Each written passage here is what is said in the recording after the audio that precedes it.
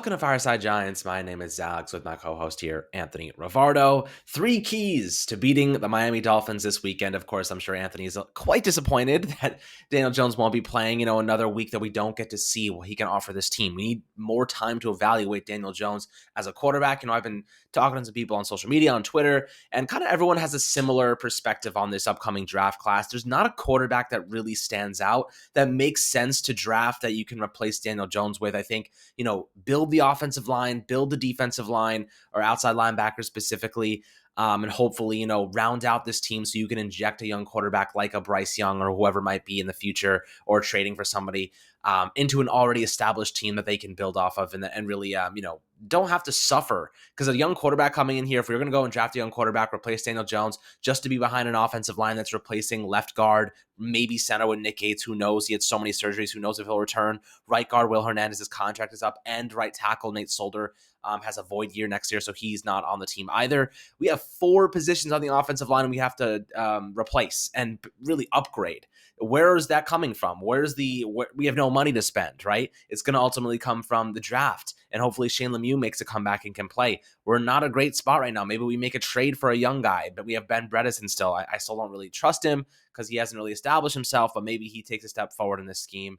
And there's a new offensive coordinator next year too. So who knows? Well, most likely. So who knows how the team is going to change? Who knows how the offensive scheme and strategy is going to change? Is it going to be this power gap scheme and running next year? Are they going to want more agile guards? Are they going to want big, heavy hitters? Who knows? This is all up in the air. We have no idea. And it really, all that comes down to what the next general manager has to say and what he thinks this team should be looking like going forward. But against the Miami Dolphins, we're still trying to win some games. Of course, a lot of people will say, want those draft picks, screw the wins. But as a fan, I always like to see the Giants win, especially against rivals. The Eagles was nice. Dolphins, not a rival, but still would enjoy a win. We have Mike Glennon starting this week. Three keys that we want to talk about, Anthony. But before we dive into it, how you doing today, my friend? I'm doing all right. Yes, like you mentioned, I am disappointed that Daniel Jones is not playing on Sunday. I just spent $500 to go watch the Giants play in Miami, and of course, I'm going to go watch Mike Glennon throw the football around, so that's not too exciting. But once we get into these three keys, Mike Glennon is going to be a major key in this game for the Giants. Keep in mind, guys, the Giants are technically one game out from a wild card spot. They're still fully in the playoff race. They beat Philly, and that really cemented them in the hunt. Now, if they lost to Philly, they're pretty much out of it. We're talking about those quarterbacks in the upcoming drafts that Alex just mentioned. However, the Giants technically still in the race. So they pull out a big win on Sunday versus Miami. They're really, really in this race. Their record will improve to 5-7, which honestly is a pretty respectable record. And then we're talking about making this final late season push once Daniel Jones' neck is healed and he's out there ready to go. So big game on Sunday. I know a lot of Giants fans might be like, oh, let's focus on the draft. Let's start losing games. The Giants are still in this playoff race. They're going to continue playing hard and trying to win games throughout the entire season, regardless of if they're eliminated from the playoffs or not. But we should be hoping for them to at least try and win games when they're still in playoff contention. Because right now, like I mentioned, they're very much alive in the playoff race. Big game on Sunday. If they lose this one, this might be the nail in the coffin that finally pushes them out of the race. But however, if they get this big win on Sunday, we're really talking about the Giants making a potential run at the 7th wild card spot. Oof, man, I don't even want to think about that right now. We don't deserve to be in the playoffs by any means. And if we were to make the playoffs, I would be like, this is just wild. This just kind of tells you how bad other teams are to make the 7th seed, considering the Giants. But I'll tell you what, the injury report just dropped, so I'll read that off to you really quickly so you have a better idea of who's going to be available and not. Against the Dolphins, the out category has linebacker Trent Harris. Adoree Jackson is a big one. Caden Smith and, of course, Daniel Jones, doubtful. Sterling Shepard, Kadarius Toney, I'm surprised they're even listed as doubtful. They're probably both going to be out for this one, at least one more week. Questionable, Colin Gillespie, John Ross, Kyle Rudolph, and Nate Solder. He has an elbow injury, Nate Solder, so that's interesting. Popped up out of nowhere. Maybe Matt Peart will get a start of it finally. It would be really nice to see. But at the end of the day, let's jump into the first key, right? The first key here is Mike Glennon not messing this game up. Mike Glennon, he is pretty much a pocket passer. Really, not even pretty much. He is a pocket passer. He's not rolling out. He's not running. He's not doing anything but standing with that long-ass neck of his, looking over the offensive line and trying to find receivers in the early portions of the field. So the Dolphins defense blitzes more than most teams, right? They are a heavy blitz. They cover 1, cover 0. They send the house. They try to overwhelm offensive lines. Pretty easy to do against the Giants. they're going to do the same thing. They're going to try and throw Mike Glennon off his game. They're going to try and hit him. They're going to try and rattle him early. They're going to try and make him make mistakes. Mike Glennon has to get the ball out early. He has to get it to his playmakers, which, they don't have many right now with so many guys down. But it's going to be Kenny Galladay's show. It's going to be some Darius Slayton. It's going to be Evan Ingram. It's going to be Saquon Barkley. And Saquon Barkley obviously is a big portion of this game. He also incorporates into our number 2 key. But Mike Glennon, we saw him against Dallas. Kadarius Toney had 190 all-purpose yards during that game, but ultimately he is what he is, right? He's a backup quarterback. Maybe he'll make some decent throws. Maybe he'll find some open receivers, but we're not expecting him to light up the Dolphins. We're not expecting him to be scoring 25 plus points per game. Realistically, the Giants may score 20 at most. They scored 13 last week with Daniel Jones. So that's really an indication of where the offense is at this point in the season with so many injuries on the line and the wide receiver core. And Daniel Jones really played that game with an injury to begin with. He got injured on the second play of the game on offense. And, he obviously dove headfirst. Don't want to do that as a quarterback. Mike Glennon, you're really looking for him to just high completion percentage throws. Trying to get the ball into your receiver's hands. Don't take too many unnecessary risks. It's going to be interesting. But, with Mike Glennon, it really chops your playbook in half. We saw a lot of QB runs last week, a lot of QB draws, a lot of RPOs, some zone reads. Axe that. It's all gone. We really just cut the playbook in half here. So it's pretty damn predictable at this point, Anthony. All we need is Mike Glennon just to not turn the ball over. That is all we're asking. Take what the defense gives you and just don't turn the ball over. Yeah, we just kind of need clean, good, easy football from Mike Glennon. Don't be the focal point of the offense because you don't have to be. You're Mike Glennon. You're not going to be some superstar that goes out there and carries the Giants to a victory. You just have to go out there and be a game manager. And that's what Mike Glennon really is. He's a backup quarterback, and he's a viable backup quarterback. He is a backup quarterback that you want in case you have an injury-prone quarterback and you need a backup to step in 1 or 2 times per season. Mike Glennon is very capable of starting 1 or 2 games per season and doing it without letting the entire team implode upon itself. So Mike Glennon basically just go out there, execute the game plan. Don't take any major risks. If Kadarius Toney happens to play, I don't know if he's ruled out or not, or if he's going to be ruled out or not. But if he is playing, we know that he had a good connection with him versus Dallas. Plus, Mike Glennon actually did play pretty decently against Dallas. He had a couple throws that were really wild and bad. However, that's kind of expected with a backup quarterback. He also did have some throws that were pretty solid, and they got the ball out to his receivers. So, Mike Glennon, don't be the guy that dooms the game, but also don't try too hard. Don't try to be the hero that wins the game, okay? That's not you. And we're going to get into another key on offense that will be the reason that the Giants win the game if this player has a good game. So, Mike Glennon, basically, at the end of the day, he's nothing special, but he's nothing completely terrible. So hopefully he just goes out there and plays a serviceable football game, and the Giants can win maybe in spite of him. Yeah, in spite of him, exactly right. The second key here, Saquon Barkley. We need Saquon Barkley to be Saquon freaking Barkley. Gold jacket player, Dave Gettleman, thanks for that. But I will say, when Saquon is playing at the best of his game, when he is looking good, when he's feeling good, he's a different type of player, man. He's an impact guy. He can change the course of a game. He can score in the blink of an eye. He can take a run that shouldn't go for anything to the house. He hasn't really been the same Saquon Barkley. Obviously, the injuries have taken a significant toll on him. The offensive line, the run blocking is abysmal. It's awful. It's straight up just hard to watch. This offensive line, which is why I would like Matt Peart to be in the game at the very least. Honestly, Anthony, in this game, if Nate Solder's able to play, I would be okay putting, eventually I feel like Isaiah Wilson should get a chance. I think he's still wildly out of shape at this point, but I wouldn't mind putting Matt Peart at left guard and just having him and Andrew Thomas just pave a path for Saquon Barkley. Might sound kind of crazy, but in my head, it sounds kind of good. You have 2 big bodies opening up lanes, pushing the interior, letting Saquon get a little bit more time. There's no way that Matt Peart is a worse run blocker, even having never played left guard than Matt Skura, who would never play left guard before this season either. So why not give it a chance? Why not even if you're going to put Matt Peart at right tackle, let him and Will Hernandez pave a path. They're better run blockers and pass blockers every day of the week. They should just really play this game to dominate time of possession, run the football strong, and get your best big bodies up there that you can push the pile. I think that should be their strategy. Ultimately, it probably won't be because that makes too much sense, and the Giants don't like to do things that sound logical. But Saquon Barkley here, he's got to be the catalyst. I like, obviously, Kenny Golladay. I think he needs to be more involved, but with an offensive line like ours and Mike Glennon, I just don't see it happening. Anthony, when you're looking at Saquon, he really is the difference between winning and losing this game, in my opinion.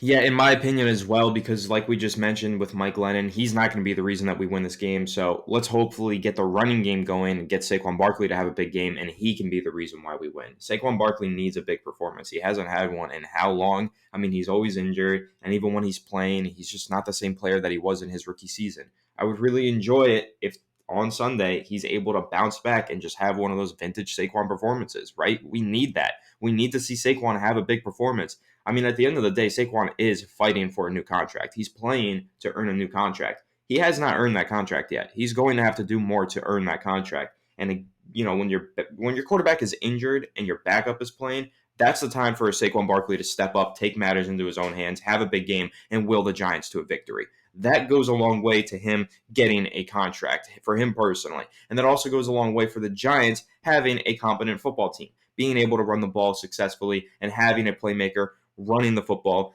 That's huge because right now the Giants' only playmaker when running the football is Daniel Jones, and he's injured. So Saquon Barkley, if he could be that playmaker that he's supposed to be, that would be fantastic. He really hasn't had a big memorable play. I mean, he had a 30-yard run last week, but other than that, I think he touched the ball 12 other times and got 8 yards. So he really hasn't had a big memorable play since that touchdown reception versus the Saints. So Saquon Barkley, it's time to do something, bro. Like, you got to get involved with this game plan. You got to start making some plays. It's now or never. And if he does have a big game on Sunday, he could be the reason that the Giants win because the Giants' offense is set up for failure with no starting quarterback, backup quarterback starting. So if he's able to will the Giants to victory, it's really going to rest upon the shoulders of Saquon Barkley on Sunday to get this offense going and hopefully grind out a tough win. Yeah, it's going to be a tough one. Even though the Dolphins are kind of on a losing streak right now, uh, beating Tua is going to be the obviously the priority for the defense.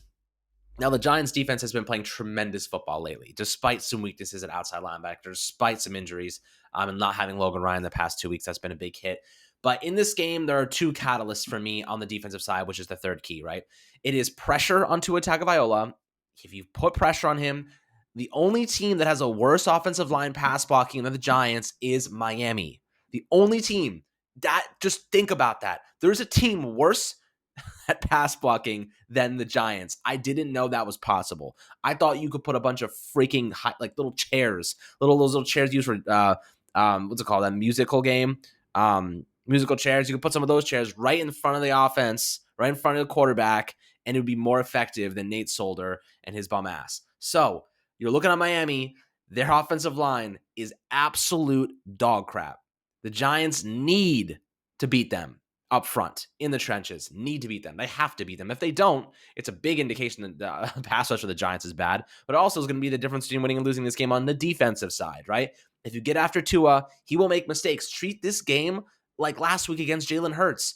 Tua has the ability to run, but he tries to stay in the pocket. He makes bad decisions. He overthrows balls. You have to put pressure on Tua, and if you do, you will be able to create some turnovers. You will be able to create some interceptions, and you will be able to put your offense in a better spot on the field instead of backing them up in their own zone. That is the difference in this game. Treat it like Jalen Hurts. Like Julian Love said, make him throw the football. Because the Giants now getting Logan Ryan back, they have Xavier McKinney, who has 5 interceptions in the past 4 or 5 weeks. He's on fire lately.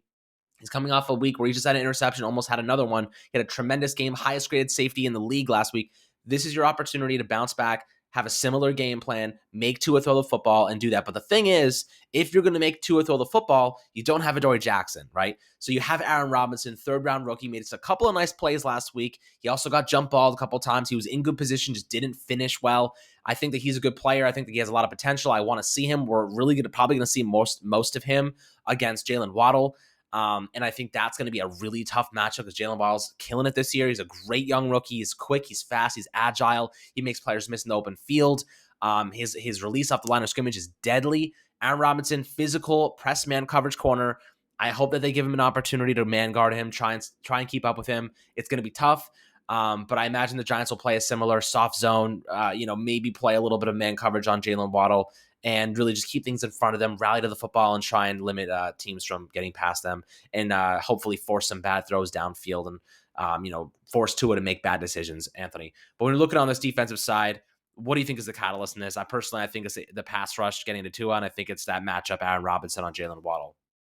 Yeah, catalyst for me is the pass rush. I'll bring number one critical player that I'm watching, Leonard Williams. I think that Leonard Williams could be a real disruptor in this game. He can get in there, get busy, and get a sack or two. Like, this is definitely a game where Leonard Williams, I mean, considering how bad the Miami Dolphins pass protection is on their offensive line, Leonard Williams can get really busy and have a good game. He could get a sack in this game. I really believe that. And then, of course, the other pass rushers as well. It's not just Leonard Williams. Dexter Lawrence, time to play, time to make some big plays. He made a big one versus Philly last week, forced a fumble that Julian Love recovered. Great play there, but start getting a little bit more active in the pass rushing department.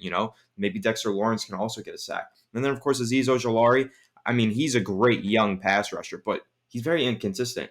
He goes on these streaks for like 3 weeks at a time where he's just getting a sack and playing great. Then he goes for the streak of 3 weeks where you just don't even notice him. He's not even on the field, right? He's a rookie, so he's a young player. He's 21 or whatever he is, 21, 22. He's a young player. He's still learning how to play the game, and that's just how it is. He's going to be inconsistent like that, but hopefully this week versus an inferior opponent, Azeez Ojulari can go out there and have one of those good games that we know he's capable of having. So really, that's the catalyst to me, the pass rush. If they can get home, get after Tua, force him to make a couple errant throws. We've seen him do that before. Yes, he's playing a lot cleaner with the football now, but we've seen him make errant throws on the pass, especially when under pressure. So that's the key for the Giants. Apply pressure to Tua Tagovailoa, and if you can do that, you can get him to throw a couple bad passes. And then Xavier McKinney's always going to be lurking on the back end. Logan Ryan's going to be back too, so he's going to be lurking on the back end as well. One of these guys can go up there, catch an interception, and that can change the course of the game. But it all starts with the guys up front. Rush the quarterback, get a good pass rush going, beat up this terrible offensive line, and that's going to be the key for the Giants trying to get this victory defensively. Yep, I agree. I think this is going to be an interesting game. Not one that I normally would say I'd want to watch. Giants Miami with Mike Glennon starting is like the last thing. Thank God for Red Zone. Thank God for NFL Red Zone straight up, because I will probably be watching that on the side. Um, Also, fantasy purposes, I definitely will be watching my fantasy team this week. But it's tough, man. I'd really like to see a little bit more Daniel Jones the rest of the year, get a better idea of what he has to offer, get a better idea of, should we be riding with him next year? Or do we need to be drafting a quarterback when there really isn't that many that I would be looking at in the top 10? Although I am very, very excited to start breaking down individual players for the draft. There's so many good players this year, guys. It's going to be a blast to cover all of them. And get an idea of what the Giants should be doing, especially with those 2 first-round picks, makes it even more exciting. So it's going to be fun. It's going to be a hell of an offseason because we have a lot to talk about, especially with the changes in general manager. Who knows what happens to Joe Judge? Who knows what happens to these coaching staff guys? But we have a lot to look forward to. All of it could be good. It could be bad. Who knows at this point? But appreciate all you guys tuning in to Fireside Giants once again. Make sure to subscribe below on Apple, Spotify, and YouTube. And we'll catch you guys on the next episode.